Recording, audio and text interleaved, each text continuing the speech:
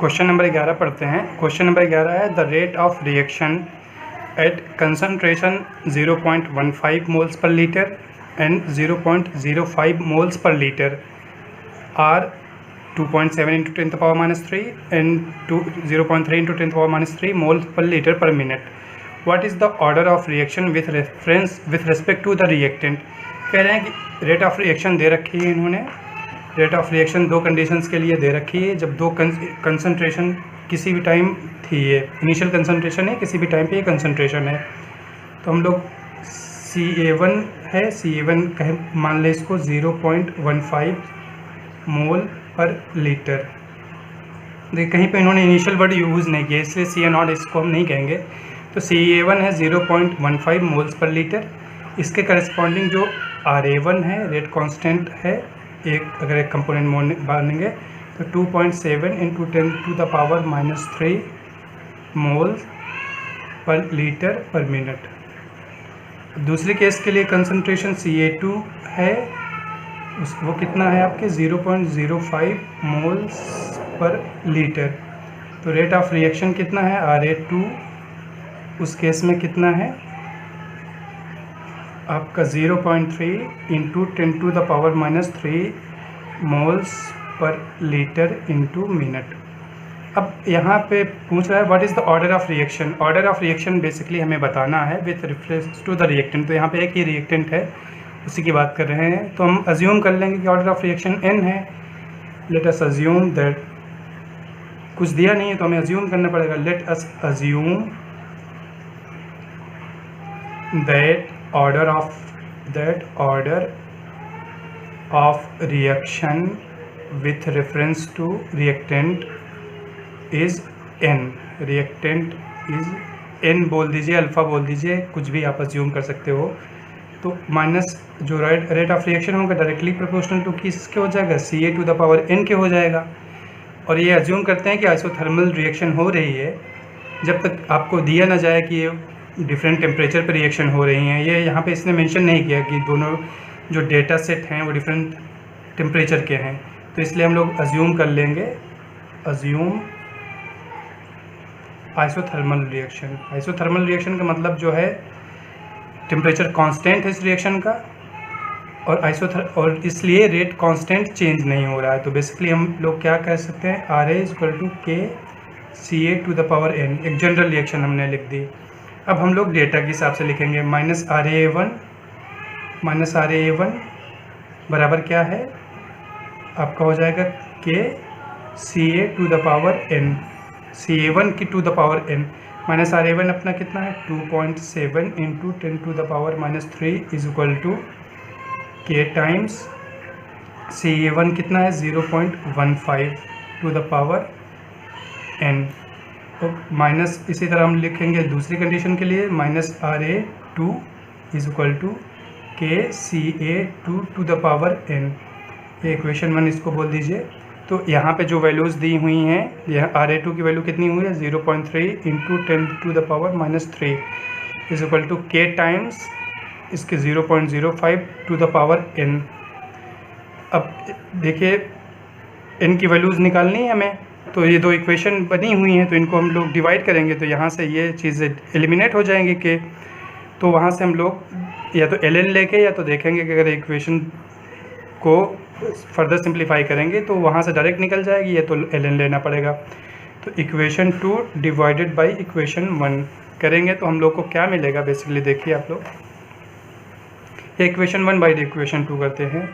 Equation 1 divide by equation 2 ऐसा इसलिए कर रहे हैं कि देखिए 2.7 है, 0.3 है, तो 3 9 जा, अगर 3 9 जा 27 होता है, तो इसलिए बड़ी वाली नंबर यहाँ पे आ जाएगी, इसलिए हम लोग ऐसा कर रहे हैं। कोई भी वैल्यूज़ करिए सेम आएगा रिजल्ट, लेकिन कैलकुलेशन बस आसान कभी कभी होती है।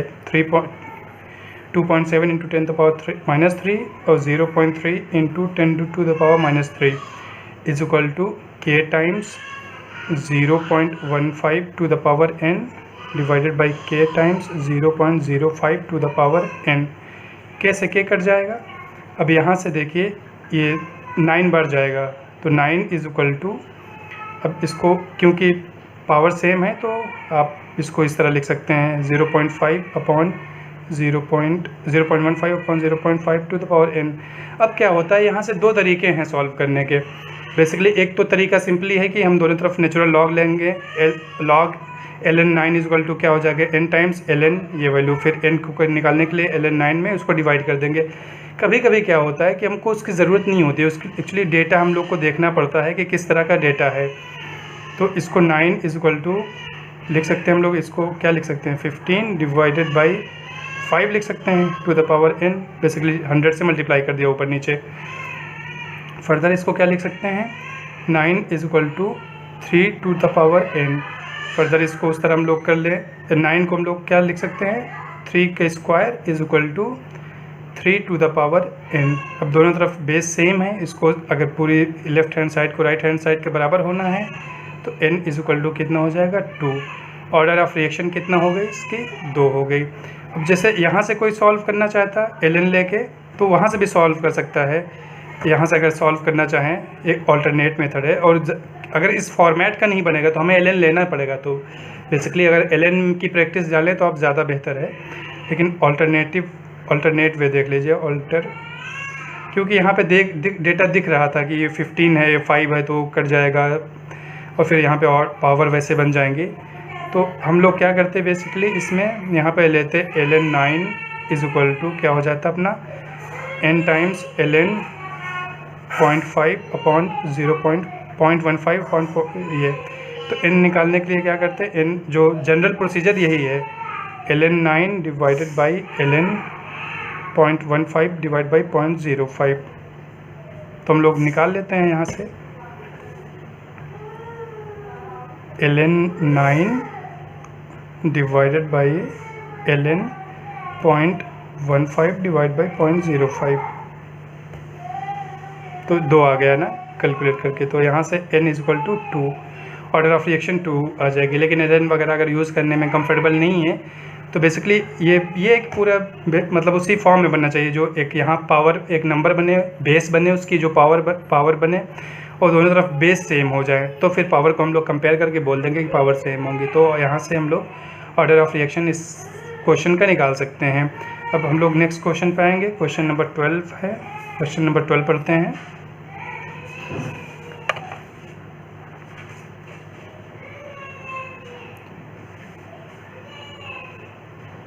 क्वेश्चन नंबर 12 है, जस्ट एक नया पेज यूज़ कर लेते हैं, बड़ा क्वेश्चन है थोड़ा सा।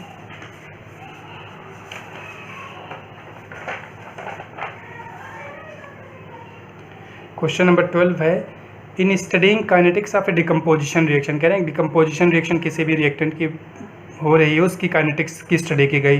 The concentration of a reactant were determined. जो कंसनट्रेशन है, क्योंकि कंसनट्रेशन ही हम मेज़र करते हैं time versus concentration, were determined analytically at different times. Different time पे कंसनट्रेशंस को मेज़र किया गया। एक टाइम 0 था तो कंसनट्रेशन ये थी, फिर टाइम बढ़ा 10 हुआ तो कंसनट्रेशन ये हो गई। टाइम मान लीजिए सेकंड या मिनट दिया नहीं है तो आप इसको मिनट बेसिकली मान लीजिए, मिनट। फिर टाइम नेक्स्ट टाइम पे देखा गया, जब 40 मिनट्स पे रीडिंग ली तो 0.0385 देख लीजिए। जैसे इनिशियली ज़्यादा रीडिंग्स ले रहे थे, बाद में इन्होंने इंटरवल जो है ना इंक्रीज़ कर दिया। फिर 100 पे देखा 0.02 कंसनट्रेशन रह गई। फिर 125 मिनट्स पे देखा तो 0.0167 कंसनट्रेशन रह गई। तो कहने कि determine the order and the rate constant for the reaction. अब हमें टाइम वर्सेस कंसनट्रेशन का डेटा दिया हुआ, यहाँ से हम लोग को ऑर्डर ऑफ रिएक्शन और रेट कांस्टेंट दोनों चीज़ें निकालनी हैं। तो ऑर्डर ऑफ रिएक्शन निकालने के लिए अब हम लोग को कौन सा मेथड यूज़ करते हैं, यूजुअली इंटीग्रल मेथड यूज़ करते हैं। तो क्वेश्चन नंबर 12 का आंसर क्वेश्चन नंबर 12 है। तो यहाँ पे हमें क्या चीज़ें निकालनी है, हमें ऑर्डर ऑफ रिएक्शन निकालना है, ऑर्डर ऑफ रिएक्शन निकालना है, और दूसरा क्या निकालना है, रेट कांस्टेंट। तो क्योंकि हमें बेसिकली आइडिया ही नहीं है कि कौन सा ऑर्डर यहाँ पे यूज़ करना है, नहीं तो वो वाली रिएक्शन यूज़ करके उसकी इक्वेशन यूज़ करके हम लोग रेट कांस्टेंट डिफरेंट इस पे निकाल लेते और वहाँ से बोल देते कि नहीं ये जो है ना फर्स्ट ऑर्डर रिएक्शन है, सेकंड ऑर्डर रिएक्शन है। तो अब यहाँ इंटीग्रल मेथड में क्या करते हैं हम लोग, अज्यूम करते हैं ना। सबसे पहला स्टेप क्या होता है, अज्यूम। तो पहले हम लोग अज्यूम करेंगे कि late us assume that the reaction is first order. Late us assume that reaction is first order. First order reaction हमने मान ली, तो फर्स्ट ऑर्डर रिएक्शन की क्या करेंगे, एक्सप्रेशन लिखेंगे। तो एक्सप्रेशन क्या होती है, -ln(CA/CA0 is equal to KT। ये होती है फर्स्ट ऑर्डर रिएक्शन की। अब हम लोग को ये कैसे मतलब अब चेक करना है। अब ये हमने, क्योंकि वैसे मेथड में क्या करते थे, हम पूरी इक्वेशन डिराइव करते थे, हमें इक्वेशन मालूम है फर्स्ट ऑर्डर रिएक्शन की, तो हमने यहाँ पे लिख लिया। अब हम लोग कैसे कंफर्म करते थे कि ये डेटा फिट हो रहा है कि नहीं, तो याद है ना, तो हम लोग ये ग्राफ प्लॉट करते थे कि इसके -ln(CA/CA0 और टाइम के बीच अगर वो स्ट्रेट लाइन आता था 0 से पास होते हुए, तो हम कहते थे कि ये जो है ना ऑर्डर ऑफ रिएक्शन जो हमने अज्यूम किया वो सही है, अदरवाइज़ दूसरा ऑर्डर ऑफ रिएक्शन मानते थे। अब और इस यहाँ पे स्लोप क्या आता था, स्लोप आपका K आता था। तो एक तरीका ये है कि जो यहाँ से हम ln(CA/CA0 निकालें, यहाँ पे CA0 हमें मालूम है, हर केस के लिए CA/CA0 निकालें और टाइम के हिसाब से प्लॉट करें और देखें कि स्ट्रेट लाइन आ रही है कि नहीं आ रही है, वहाँ से फिर स्लोप निकाल के हम लोग ये बोले कि ऑर्डर ऑफ रिएक्शन यही होगी। लेकिन दूसरा ये है कि हम लोग रेट कांस्टेंट इसका निकाल लें। डिफरेंट डेटा सेट के लिए हमने अज्यूम तो कर ही लिया कि फर्स्ट ऑर्डर रिएक्शन है, rate constant different data set के लिए निकाल लें। अगर रेट कांस्टेंट सेम आ रहा है तो हम बोल देंगे कि जो रेट अज्यूम हमने किया है वो सेम है, वो सही है। अदरवाइज़ अगर रेट कांस्टेंट सेम नहीं आएगा तो हम कहेंगे कि नहीं, ये जो ऑर्डर हमने अज्यूम किया है वो गलत है, फिर दूसरा ऑर्डर अज्यूम करेंगे। तो बेसिकली ग्राफ पेपर तो हमारे पास है नहीं है अभी। जो एक्यूरेट ज़्यादा मेथड होगा वो ग्राफ पेपर का ही होगा, क्योंकि जो दो डेटा पॉइंट्स हम लोग लेते हैं, तो डेटा पॉइंट्स तो यहाँ पे जैसे एक हो सकता है, ऐसे भी हो सकता है ना डेटा पॉइंट्स। हमने ये वाला डेटा पॉइंट्स लिया, ये बेसिकली तीनों स्ट्रेट लाइन पे होना चाहिए, लेकिन ये डेटा पॉइंट अलग है, ये डेटा पॉइंट अलग है, तो रेट कांस्टेंट K की वैल्यू गलत आ जाएगी, सेम नहीं आएगी।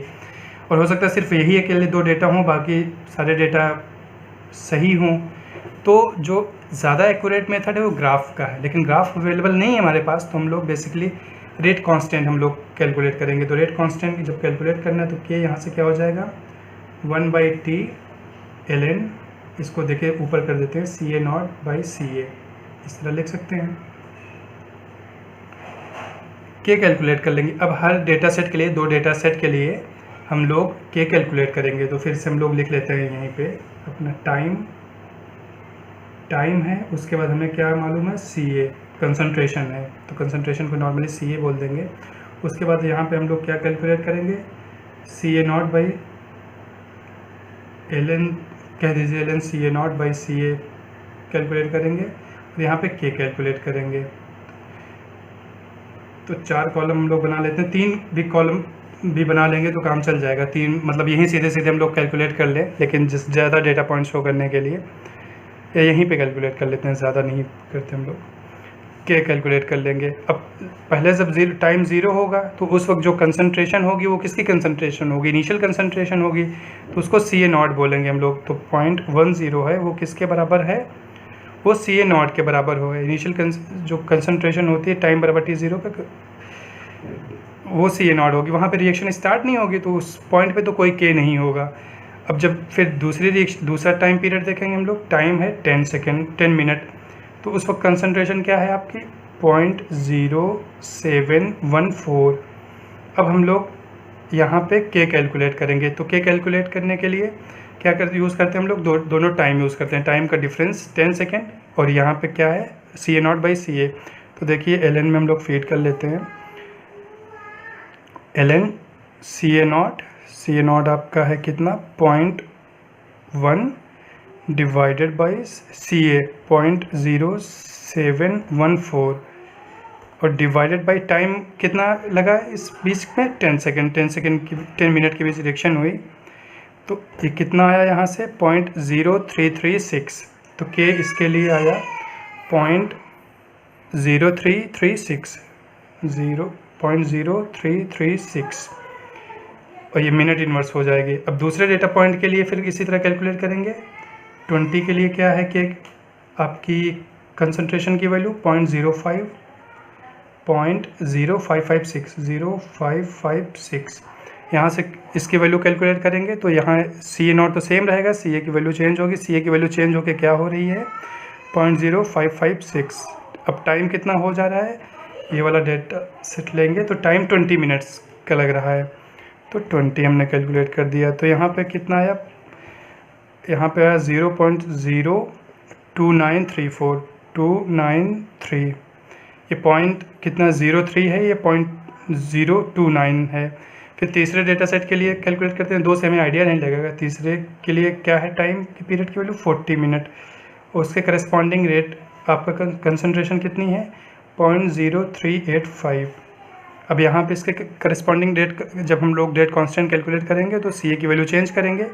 सी ए की वैल्यू है 0.385 डिवाइडेड बाई, अब टाइम कितना हो जा रहा है, टाइम अब यहाँ 0 से 40, तो 40, तो देखिए यहाँ पे आया 0.023, देखिए बहुत वेरी कर गया। यहाँ पे 0.033 था, यहाँ 0.023 था। तो अगर तीन डेटा तीनों वेरी कर रहे हैं तो हम लोग कह देंगे कि नहीं, ये जो हम लोगों ने रेट कांस्टेंट जो ऑर्डर ऑफ रिएक्शन माना था वो सही नहीं है, वो गलत आ रहा है। लेकिन फिर भी एक अगर और आप करना चाहें तो एक और हम लोग कर लेते हैं। 100 टाइम जब होगा t इक्वल टू 100 होगा, उसके करस्पॉन्डिंग कितना है कंसंट्रेशन 0.02। अब हम लोग कैलकुलेट करते हैं के, तो 0.02 डिवाइडेड बाई टाइम कितना है, अब 100 हो गया। तो वहाँ पे कितनी आई 0.016। अब देखिए रेट कांस्टेंट अगर फिक्स आता, इसका मतलब स्लोप जो है ना उसका एक ही है, स्लोप चेंज नहीं हो रहा है। लेकिन रेट कांस्टेंट के की वैल्यू क्या है, यहाँ पे चेंज होती जा रही है, चेंज हो जाए। यहाँ 0.03 आया, यहाँ 0.02 आया, यहाँ 0.023 आया, यहाँ 0.016 आया। तो इसमें बहुत ज़्यादा डिफरेंस है, मोर देन 50% पहले और इस वाले डेटा में देखिए ऑलमोस्ट 50% का डिफरेंस है। तो रेट कांस्टेंट इतना नहीं वेरी कर सकता, 1% मैक्सिमम 2% तक तो हम लोग मान लेंगे कि अगर 1% तक वेरी कर रहा है तब तो ठीक है, उतना हम अज्यूम कर सकते हैं कि थोड़ा बहुत वेरिएशन चलता है। लेकिन 50% वेरिएशन तो नहीं होगा ना, तो इसलिए जो हमने ऑर्डर ऑफ रिएक्शन जो माना था वो गलत था। तो देयरफॉर लिखेंगे हम लोग, यहाँ पे लिखेंगे सिंस द वैल्यू ऑफ के is not same, therefore the assume order is not correct. Assume order of reaction Hindi में बोलना चाहें कि जो हमने, क्योंकि के की वैल्यू समान नहीं है इसलिए जो हमने ऑर्डर ऑफ रिएक्शन माना हुआ था वो गलत है, रिएक्शन इज इनकरेक्ट। अब उसके बाद क्या करते हैं, इनकरेक्ट है तो हम लोग दूसरा ऑर्डर ऑफ रिएक्शन एज्यूम करेंगे। तो now let us assume order of reaction is equal to 2, order of reaction is equal to 2। अब हम लोग सेकेंड ऑर्डर रिएक्शन अज्यूम करेंगे, उसके बाद फिर कैलकुलेशन करेंगे। तो सेकेंड ऑर्डर रिएक्शन के लिए क्या होती है, हमारे integrated rate law for second order reaction.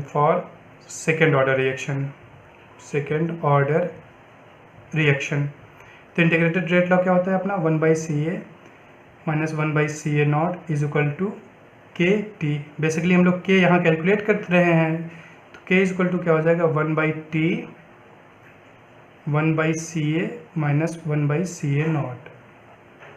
यहाँ से K कैलकुलेट करेंगे तो डेटा वही पुराना वाला यूज़ करेंगे। फिर से हम लोग लिख ले रहे हैं टाइम, यहाँ पे CA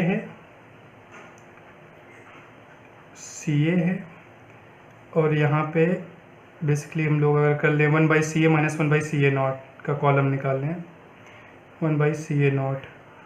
और यहाँ पे भी आप के यूज़ कर सकते हैं, लेकिन थोड़ा सा और कैलकुलेशन स्टेप दिखाने के लिए कि वो करके यहाँ पे फिर K निकालेंगे। तो इसमें जो वैल्यूज आएगी उसमें जस्ट टाइम से हम लोग डिवाइड करते जाएंगे।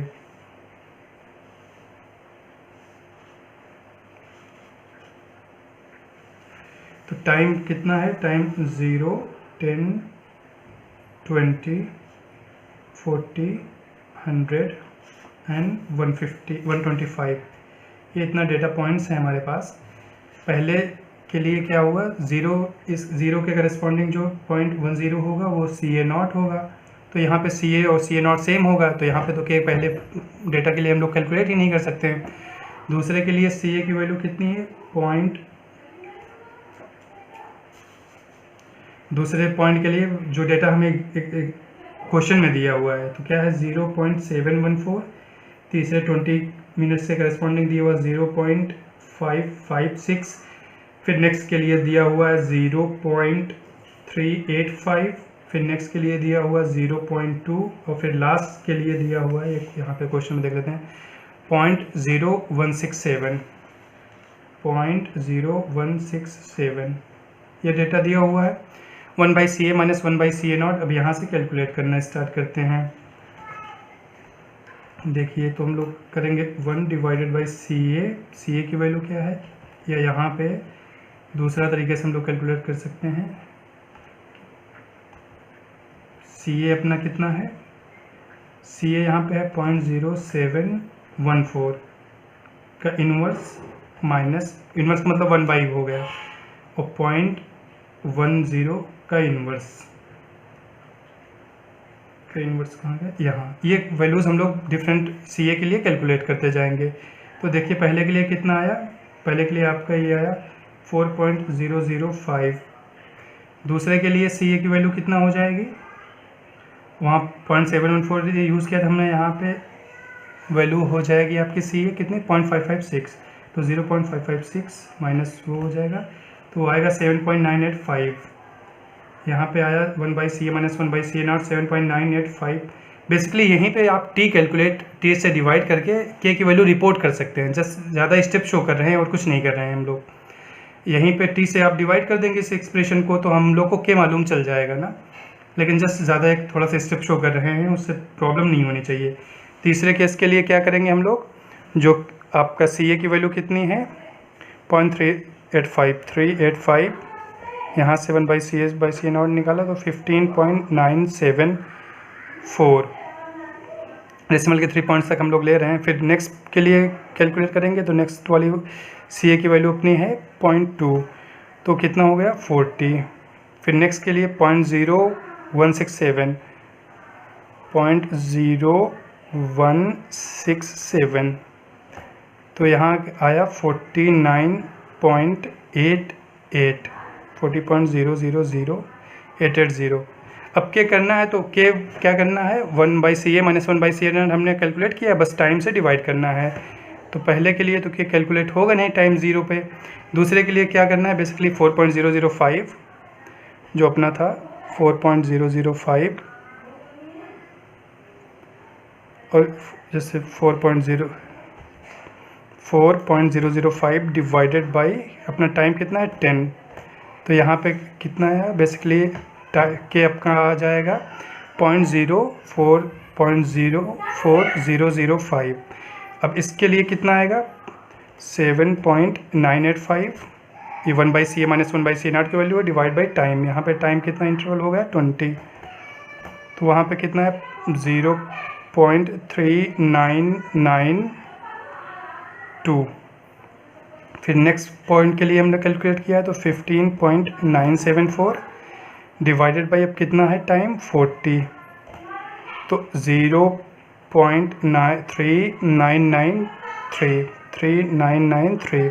फिर नेक्स्ट के लिए कैलकुलेट करेंगे तो 40 डिवाइडेड बाई 100 तो 0.4000। लास्ट डेटा पॉइंट जो अपने पास है उसके लिए कैलकुलेट करेंगे K की वैल्यू तो 49.880 डिवाइडेड बाई टाइम कितना हो जाएगा 125, तो 0.3991।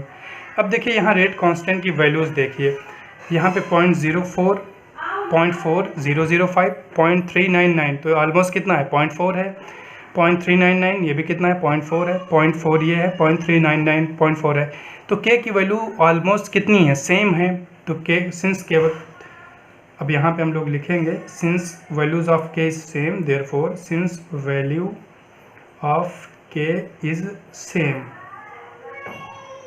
Therefore order of reaction will be order of reaction almost same है, सेम नहीं है, ऑलमोस्ट सेम कह दीजिए, almost same therefore order of reaction is equal to 2। तो यहाँ से ऑर्डर ऑफ रिएक्शन हमने कंफर्म कर ली कि ऑर्डर ऑफ रिएक्शन 2 है। अब यहीं पे हम लोग डिस्कस कर रहे थे, जब क्लास में डिस्कस कर रहे थे कि अब किसी ने मान लीजिए पहली बार में ही हमने यहाँ पे पहली बार फर्स्ट ऑर्डर रिएक्शन माने थे, तो ये सारी हमारी कैलकुलेशन हमने की, वो कैलकुलेशन हमारा टाइम वेस्ट हुआ। तो अगर कोई बच्चा यही कैलकुलेशन फर्स्ट ऑर्डर उसने इनिशियली मान लिया कि सेकंड ऑर्डर रिएक्शन है, तो उसने सेकंड ऑर्डर रिएक्शन मान के ये कैलकुलेट कर लिया, उसका पहली ही बार में जो है ना उसने जो ऑर्डर एज्यूम किया था तो उसका ऑर्डर सही आ गया, तो इसका मतलब उसका टाइम बच जाएगा। तो ये मतलब अजम्पशन पे है, कोई क्या ऑर्डर एज्यूम कर रहा है। अगर किसी ने ज़ीरो ऑर्डर मानी तो उसका ज़ीरो नहीं आएगा, फिर उसने फर्स्ट मानी तो फर्स्ट भी नहीं आएगा, फिर सेकंड मानता तो थर्ड स्टेप में आता उसका। तो ये कहने का मतलब ये है कि जब ऑर्डर ऑफ रिएक्शन हम एज्यूम करेंगे तो हिट एंड ट्रायल मेथड है, वो हो सकता है हमने जो ऑर्डर ऑफ रिएक्शन एज्यूम किया फर्स्ट ऑर्डर पहली बार में मिल जाए, और जो हो सकता है कि जो एज्यूम किया वो नहीं हो तो दूसरा ऑर्डर ऑफ रिएक्शन हमें एज्यूम करना पड़ेगा, तो हमें टाइम ज़्यादा लगेगा। तो ये हिट एंड ट्रायल मेथड है, वो हम लोग को गेस करना पड़ता है। नेक्स्ट क्वेश्चन लेते हैं, क्वेश्चन नंबर 13, लास्ट क्वेश्चन है। क्वेश्चन 13 पढ़ते हैं। क्या है? इन ए होमोजीनियस, कैसे है होमोजीनियस आइसोथर्मल मेंशन कर दे रहे हैं कि होमोजीनियस एक ही फेज़ है, गैसियस फेज़ होगा या लिक्विड फेज़ होगा। आइसोथर्मल मतलब टेम्परेचर चेंज नहीं हो रहा है। लिक्विड पॉलीमराइजेशन, लिक्विड कह दिया तो इसका मतलब वो हो गया कांस्टेंट डेंसिटी सिस्टम हो गया। पॉलीमराइजेशन ये रिएक्शन के बारे में बता रहे हैं कि कांस्टेंट डेंसिटी कह दीजिए, आइसोथर्मल पॉलीमराइजेशन हो रहा है। 20% of the monomer is disappeared, कह रहे हैं 20% डिसअपियर्ड हो जाता है। इसका मतलब क्या हुआ? 20% रिएक्ट कर गया। डिसअपियर्ड का मतलब क्या होगा? रिएक्ट कर गया। इन 34 मिनट्स की जब रिएक्शन हुई तो उसमें 20% रिएक्टेंट जो है ना कंज्यूम हो गया। For initial monomer concentration of 0.04 and also for 0.08 moles, कह रहे हैं कि जब आपने इनिशियल कंसनट्रेशन 0.4 ली, 34 मिनट्स तक रिएक्शन कराई तो 20% जो है रिएक्टेंट कंज्यूम हुआ। जब आपने इनिशियल कंसनट्रेशन 0.8 ली, तब आपने भी 34 मिनट के लिए रिएक्शन कराई, तब भी आपका जो कंजम्पशन हुआ कितना हुआ? 20% हुआ। Find rate equation two represent the disappearance of a monomer, कह रहे हैं कि आप इसकी रेट एक्सप्रेशन निकालिए डिसअपियरेंस के लिए इसके मोनोमर की। तो हमें बेसिकली क्या दिया हुआ है? XA दिया हुआ है। एक्स से कितना दिया हुआ है? 20%, तो 0.20 दिया हुआ है। डिफरेंस CA दिया हुआ है, नहीं CA नॉट दिया हुआ, इनिशियल कंसनट्रेशन दिया है। फॉर इनिशियल वर्ड यूज़ किया है ना, इनिशियल मोनोमर कंसनट्रेशन, तो CA नॉट फर्स्ट केस में दिया है, वो आपका कितना है? 0.04 मोल्स पर लीटर। और CA नॉट दूसरे केस के लिए कितना दिया हुआ? CA naught to equal to दिया है 0.8 मोल पर लीटर। ये दो डिफरेंट उसके लिए हम लोग को यहाँ पे दो डिफरेंट कंसनट्रेशन के लिए कन्वर्जन लिया है। और रिएक्शन टाइम कितना है दोनों केसेस में? Reaction time is equal to कितना है? रिएक्शन टाइम दिया हुआ है हम लोग को 34 मिनट्स का रिएक्शन टाइम है। और इस रिएक्शन टाइम में जो कह रहे हैं कि कंसनट्रेशन इनकी 20% रिएक्शन जो है 20% ये कंज्यूम हो जाता है। तो अब हम लोग को बताना है कि ऑर्डर ऑफ रिएक्शन क्या पूछा हुआ है? Find the rate equation. हम लोग को यहाँ पे रेट इक्वेशन निकालना है basically.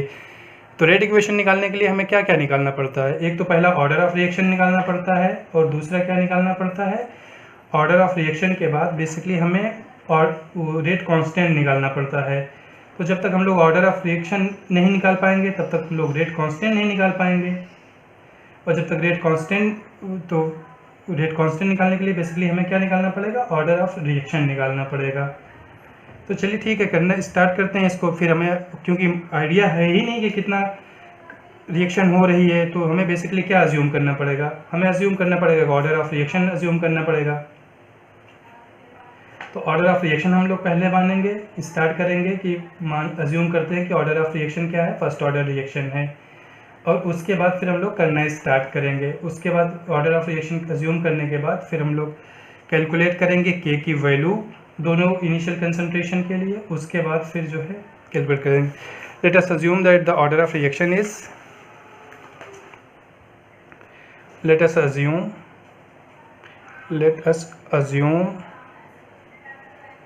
That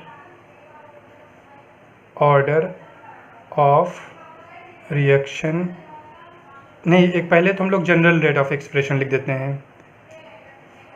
general rate expression क्या होगा? General rate expression, rate expression जो हम अज्यूम करेंगे R A is equal to minus R A, एक ब्रैकेट मान लेते हैं K C to the power N. ये हमें बेसिकली इसमें सी ये एन निकालना है और हमें के निकालना है, दो की वैल्यूज़ कैलकुलेट करनी है। उसके बाद फिर हम लोग को रेट एक्सप्रेशन डिफाइन कर देंगे। तो पहले हम लोग मान लेंगे कि ऑर्डर ऑफ रिएक्शन जो है ना 1 है। Assume order of reaction to be 1, order of reaction to be 1, इसका मतलब ये 1 हो गया। उसके लिए रेट ऑफ रिएक्शन और इंटीग्रेटेड रेट इक्वेशन क्या होती है फर्स्ट ऑर्डर रिएक्शन के लिए? Minus ln CA by CA naught is equal to KT। लेकिन हम लोग इसी को किसके टर्म में लिखना चाहें? कन्वर्जन, क्योंकि कन्वर्जन दिया हुआ है। तो कन्वर्जन x से बराबर क्या होता है? x is equal to 1 minus CA by CA naught, ये होता है आपका। तो यहाँ पे basically CA by CA naught की जगह हम लोग क्या लिख सकते हैं? यहाँ पे x से minus 1, CA by CA naught ये ना, तो 1 माइनस एक्स से, sorry C by CA not इधर ले जाएंगे, 1 माइनस एक्स से ये लिख सकते हैं हम लोग। तो यहाँ पे क्या हो जाएगा? ln 1 माइनस एक्स से इज इक्वल टू KT। एक चीज़ तो यहाँ से ये निकाल सकते हैं, लेकिन x से जो है इनिशियल कंसंट्रेशंस दी हुई हैं, तो हम लोग को इनिशियल कंसंट्रेशन का भी यूज़ करना है बेसिकली। तो इनिशियल कंसंट्रेशन 20% डिकम्पोज हो गया, इसका मतलब हम लोग ये कह सकते हैं कि CA कितना होगा? CA जो है ना इनिशियल कंसंट्रेशन का 0.8 बचेगा CA नॉट, क्योंकि कितना रिएक्शन हो जा रही है? 20% of the liquid polymer, 20% of monomer is disappear. तो CA जो बचेगा वो 20% जब डिसअपियर हो गया तो कितना बचेगा? 80। तो पहले केस में हम लोग यही वाली एक्सप्रेशन यूज़ करते हैं for first case. First case में minus ln CA by CA naught is equal to KT। तो यहाँ पे ln CA कितना हो जाएगा आपका? 0.8 CA naught on CA naught is equal to KT। यहाँ से रेट कांस्टेंट K निकालेंगे तो K इज इक्वल टू क्या आ जाएगा? 1/T minus ln 0.8 CA not by CA not. अब दूसरे केस में हम लोग कैलकुलेट कर रहे हैं फॉर सेकेंड डेटा सेट। तो वहाँ पे क्या हो जाएगा? माइनस ln CA नॉट 0.8, तो यहाँ पे भी 80, वही 80% का रह जाएगा CA not upon CA not. CA not दोनों केसेस में सेम है, CA नॉट 1 कह दीजिए, CA नॉट 1, ये CA नॉट 2 है और ये CA नॉट 1 है, क्योंकि CA नॉट पहले के लिए CA नॉट कंसनट्रेशन डिफरेंट है, दूसरे के लिए डिफरेंट है। तो बेसिकली क्या हो जाएगा यहाँ से? इज इक्वल टू ये किसके है? KT के। टाइम दोनों में सेम है तो इसलिए के टाइम हमने सेम रखा है, आइसोथर्मल रिएक्शन बोला है तो इसलिए K चेंज नहीं होगा। तो K इज इक्वल टू क्या हो गया? 1/T minus ln 0.8 CA not 2 divided by CA not 2। तो देखिए CA नॉट 2 से CA नॉट 2 कट जाएगा, CA नॉट 1 से CA नॉट 1 कट जाएगा। तो पहले केस में जो K अपना कैलकुलेट कर रहे हैं, K इज इक्वल टू पहले केस में 1/T माइनस ln 0.8 आ रहा है, वही दूसरे केस में भी आएगा क्योंकि सेम वही हो रहा है। तो K कितना आ रहा है यहाँ से? ln 0.8 डिवाइडेड बाई आपका T कितना है? 34 मिनट्स। तो 0.0065 माइनस बाहर लगा हुआ तो 0.065 और ये मिनट इनवर्स। देखिए दोनों केसेस में K सेम आएगा, समझ रहे हैं ना, क्योंकि CA नॉट डिफरेंट है और CA नॉट डिफरेंट है तो CA नॉट से कट जा रहा है, जो अंदर ln के बच रहा है वो ln इतना ही बच रहा है, ln 0.8, क्योंकि कन्वर्जन सेम है तो इसलिए रेट कांस्टेंट दोनों केसेस में सेम आएगा। फॉर फर्स्ट केस है ये, for first case. For second के लिए भी यही आ जाएगा, K is equal to for for second case, k is equal to 1/t ln minus में 0.8 इज इक्वल टू कितना हो जाएगा वही 0.00656 मिनट इनवर्स। तो हम लोग कह देंगे कि जो हमने ऑर्डर ऑफ रिएक्शन अज्यूम की है वो सही है। तो ऑर्डर ऑफ रिएक्शन हमारी जो अज्यूम की है सही है और रेट कांस्टेंट हमने कैलकुलेट कर लिया। तो इस तरह हम लोग क्या कह देंगे, अब रेट ऑफ एक्सप्रेशन बता सकते हैं। तो रेट ऑफ रिएक्शन लिखना है, तो रेट ऑफ रिएक्शन जो माइनस आर ए हम लोग बोल रहे थे, minus R A is equal to क्या हो जाएगा, K times C A to the power n होगा। तो के है, के आपका कितना आया 0.00656, इसकी यूनिट क्या है मिनट इनवर्स। और सी ए जो है ना, सी ए बोल देंगे। और इसकी ऑर्डर ऑफ रिएक्शन क्या है, हमने कैलकुलेट की है 1, और इसकी यूनिट क्या है कि मोल पर लीटर इंटू मिनट। ये तो रेट ऑफ रिएक्शन की यूनिट यही होती है। तो बेसिकली रेट इक्वेशन हम लोग को डेवलप करना था। तो रेट इक्वेशन हमारी क्या हो जाएगी, यही माइनस आर ए अगर बोले या रेट इक्वेशन बोले, रेट लॉ बोले, एक ही बात है। Rate law is equal to आपका हो जाएगा 0.00656 सी ए, अब ये आपका मोल पर लीटर इंटू मिनट। यही हमारी रेट इक्वेशन हो गई, यही हमें डेवलप करना था।